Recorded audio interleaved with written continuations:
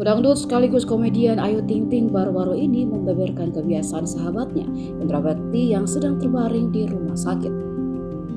Seperti diketahui, Indra Bekti dilarikan ke rumah sakit setelah ditemukan pingsan di kamar mandi tempat dirinya siaran radio. Indra sebelumnya pergi ke kamar mandi karena ingin buang air sekitar pukul 8 pagi. Ia juga mengeluh pusing saat itu. Namun Indra Bekti tak kunjung kembali ke tempat siaran. Akhirnya pihak Satpam Radio mendobrak pintu kamar mandi tersebut.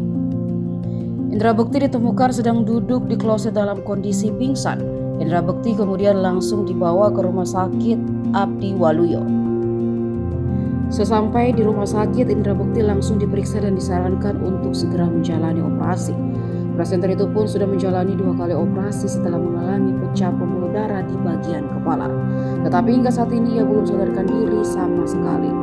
Mendengar kabar itu, Ayu Ting Ting juga mengaku terkejut. Sebagai teman yang cukup dekat, janda anak satu ini menceritakan pola hidup Indra Bekti sebelum sakit. Ayu Ting Ting mengakui bahwa Indra Bekti memiliki kebiasaan yang tidak sehat, yaitu jarang mengkonsumsi air putih dan memilih minum air kemasan. Indra dikatakan Ayu lebih sering mengkonsumsi air dalam kemasan. Ia bahkan sampai pernah menegur agar lebih sering minum air putih saja. Namun dijawab Indra jika kebiasaannya itu masih batas aman.